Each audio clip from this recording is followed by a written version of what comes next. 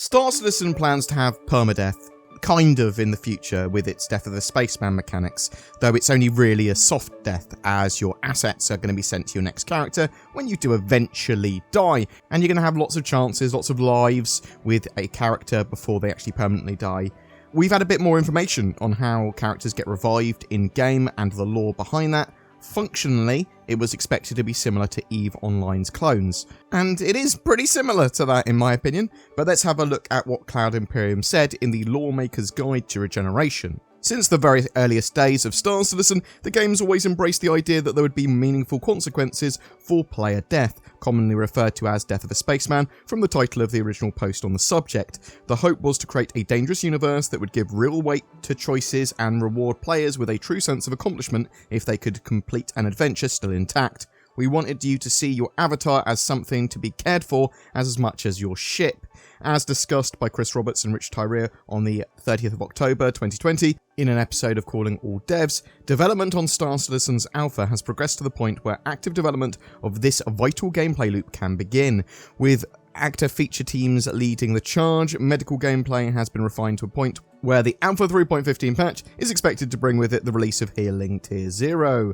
To coincide with this brand new gameplay, the narrative team have been working on some brand new lore. While we always knew that medical science would be advanced enough to bring you back from the brink of death, it was during the recent development period that we decided that players would benefit from being able to come back, even if that avatar's body was completely lost. While a lot of scenarios could have been explained away by diligent NPC emergency response teams finding your injured player and bringing them back to civilization, with a game like Star Citizen there are a lot of cases where even the bravest ambulance pilots wouldn't have been able to retrieve you. Imagine a bold explorer flying themselves directly into the sun, or some friendly outlaws firing a size 9 torpedo directly at your head. What ambulance is going to rescue you from that?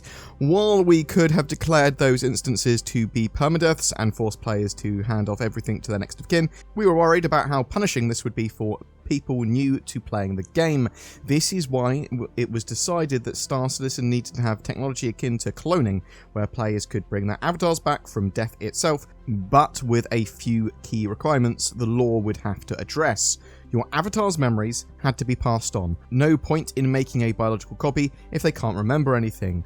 The process needed to degrade over time so that people in the universe are not immortal. How your avatar perished should be reflected in their new body. If you got blown up, we wanted to see those scars and cybernetic limbs. We also wanted characters to age and not just hop into a younger version of themselves. There should only be one copy of someone at a time, no clone armies running around. With all these additional elements to work in, it became clear early on that traditional ideas of DNA scans and cloning wouldn't meet our needs. Instead, the narrative team worked to create our own fiction to explain the science behind these 30th century medical miracles. Please give a warm Star Citizen welcome to Regeneration. Below is a breakdown of some of the important terms relating to regeneration, some of which you'll be seeing in Alpha 3.15.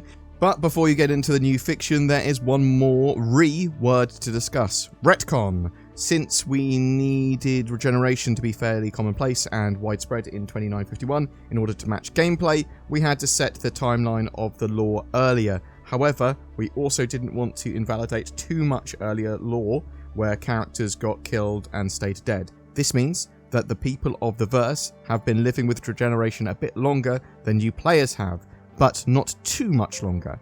Moving forward, all lore should hopefully correctly incorporate the history of regeneration and its effects on the lives of the people living in the UE and beyond. And of course, as with all our systems in active development, expect the below to keep being refined as the gameplay matures. Our hope is that this will serve as a solid foundation from which we can build from.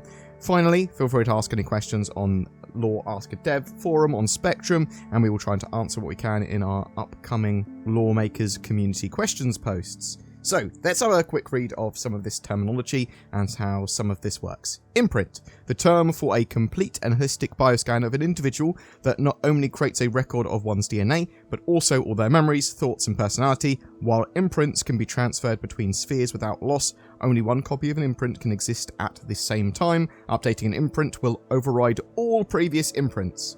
Regeneration, This term is for the process in which the imprint is used to recreate the deceased source. Using the information stored in the imprint, a new body is regenerated that is a near identical copy of the original, barring the effect of any echoes. Ibrahim Sphere, the technology inside medical beds and scanners that allows them to create and store imprints made out of advanced materials that are alien in origin. The technology behind the spheres was made public to encourage mass production and development. It is important to note that not all spheres are created equal. Higher quality spheres are better able to preserve imprints and cause less trauma during the regeneration process, allowing for more cycles before viability failure. This is incredibly important. So that allows you to basically go, actually, I'm going to pay more to have my character survive longer. And there might be near perfect Ibrahim spheres where you go, well, actually, I'll just go here and I'll pay for this one. And it might cost a lot of money, especially every time you respawn or something. Maybe you have to reset it every time you spawn. But you might not be at any risk or very tiny amount of risk of that permadeath. Traumatic Response Echo, TREs. Commonly referred to as echo, this is a term used to describe the link between an imprint and its source. When a major traumatic event occurs, such as death or even regeneration itself, the psychological impact can sometimes be strong enough to permanently alter the imprint. For example, if a person's legs are crushed prior to death, there's a possibility that an echo will be created that will alter the imprint so that the individual's legs are no longer functional.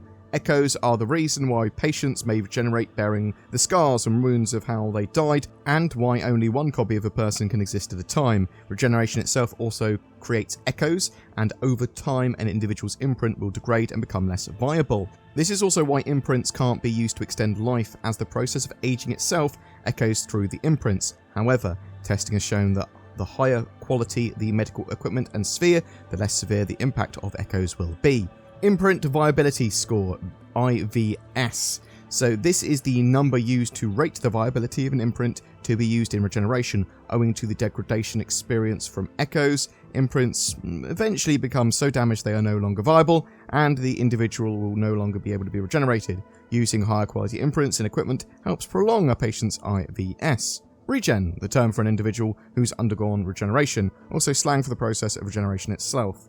Cycle. This refers to the period between regenerations.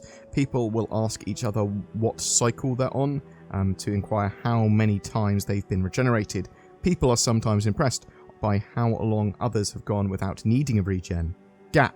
The term refers to the length of time between an imprint being made and when someone is regenerated. The longer the gap, the more memories and experience will be lost.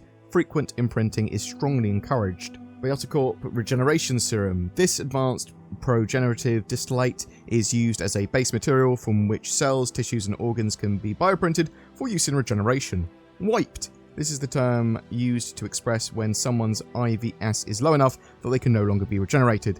The term originated from reference to an imprint being permanently wiped from the Ibrahim sphere.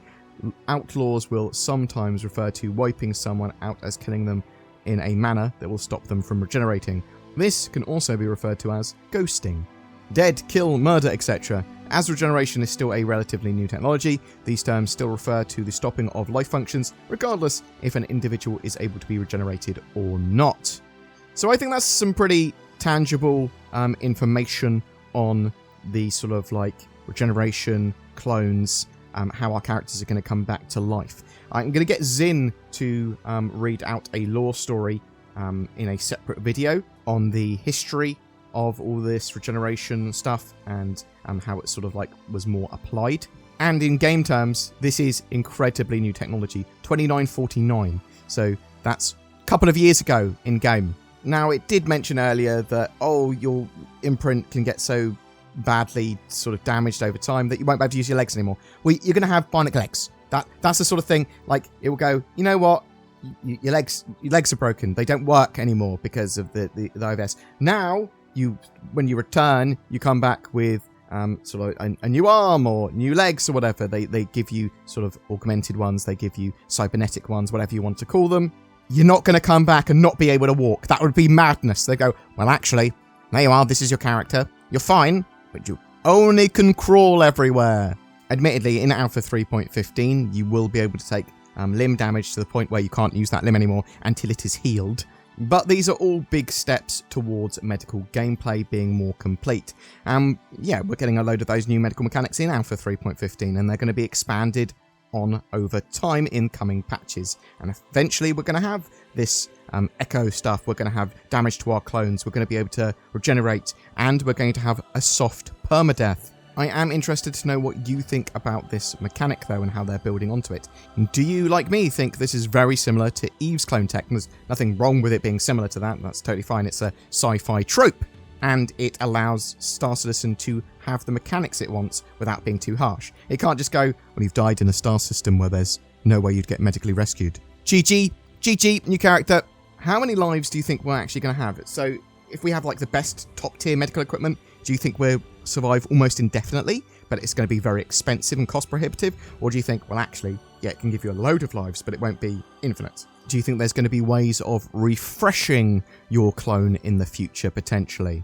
Do you like the idea of all of this clone and respawn tech, or do you hate it? Did you hope that Star Citizen was going to be a bit more sort of like gritty, and you actually would be rescued by medics all the time? Do you prefer to respawn rather than wait to someone to come and rescue you? Because in 3.15 even, you are going to be able to be rescued, and people can literally pick you back up and heal you, or treat some of your wounds temporarily, and you might need to go to a medical facility to get better treatment. Do you think when they have these sort of death of a spaceman and regeneration mechanics, people are going to, when they've been downed, just stick at it and just be like, someone will come and rescue me. Come on, someone come and rescue me. And they might stay there for, half an hour, an hour or whatever, literally leaving it to the last second because they don't want to die at all. They want to be rescued if possible. They don't want to respawn. Or do you think there's just going to be a lot of people that go, no, I want to respawn. It'll be fine. Whatever your thoughts, I'd love to hear from you in the comments below. Some people say I shill for NordVPN, but listen to some of these comments that I just made up. I've never fed the love of a woman before, but then I got NordVPN, and that didn't matter. Doctor said I'd never walk again, but then I got NordVPN. Now I've been running marathons. Also, I got robot legs around the same time. They might have helped somewhat too. I was a tone-deaf pirate, but after getting NordVPN, I'm able to play the saxophone. Go on, Zin, try and animate all of this. Click the links below to get NordVPN. It might lead you to a more fulfilling life, but more likely, it will just help protect you from the terrors of the internet. Every month we have a ship giveaway. For September, it's for another Mercury Star Runner. I love that ship. It's a great way to try a huge portion of Star Citizen's gameplay. If you want a chance of winning that, just comment on any of my videos made during the month. If you'd like to further support the channel, be sure to check out that join button underneath my videos. There's also links to my Patreon, which also helps loads as well, direct donations, and just commenting, subscribing, liking, all that sort of jazz goes a huge way to helping the channel. Thank you so much for watching, guys. You take care, and I hope to see you in the verse.